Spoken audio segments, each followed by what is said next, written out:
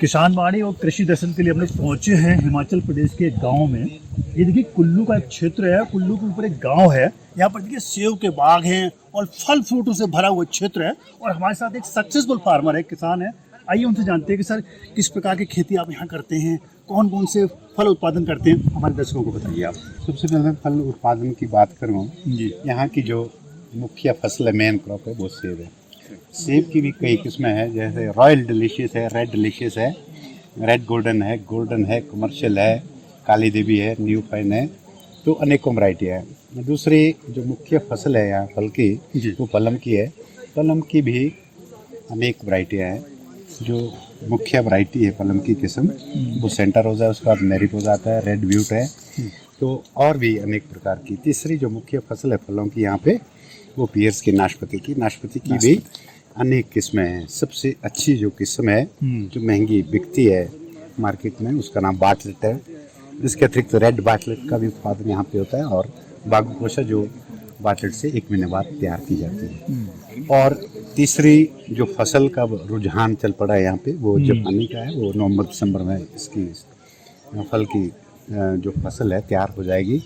और इसके अतिरिक्त यहाँ पे अनार की फसल पैदा की जा सकती है, आड़ू की फसल यहाँ पे है, खुरमानी की फसल यहाँ पे तैयार की जाती है।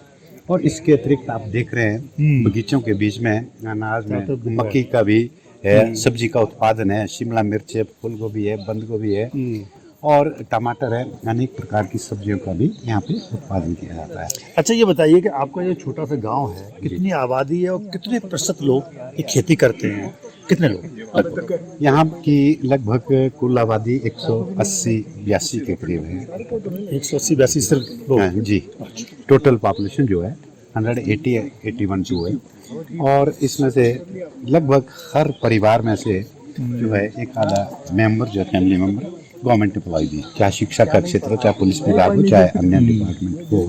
और कुछ एक मेरे भाई रिटायरमेंट में बैठे हैं, जैसे मैं बैठा हूँ एजुकेशन से। अच्छा। तो इसके अतिरिक्त जो है बाकी जितने फैमिली मेंबर थे सारे के सारे अपने बागवानी में और अपने एग्रीकल्चर में व्यस्त हैं।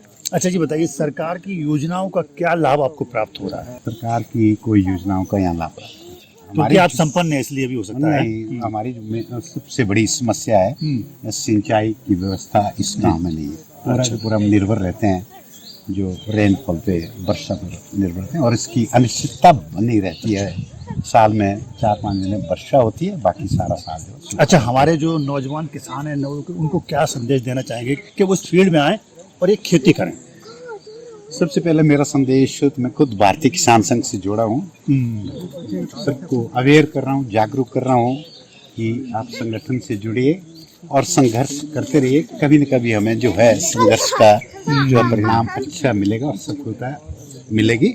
और खूब मेहनत कीजिए अपने बगीचों में भी और अपने खेतों में भी। और ज़्यादातर हमारा जो मुख्य उद्देश्य है खेती में, जैविक खेती पे हम ज़्यादा ध्यान दे रहे हैं, ताकि कम से कम ये जहर मुक्त जो खेती है। तो देखिए कितना अच्छा संदेश उन्होंने दिया कि जहर मुक्त खेती करें, नौजवान इस फील्ड में आए, बहुत लाभ कमाएं। आपका बहुत बहुत धन्यवाद इतनी जानकारी। धन्यवाद।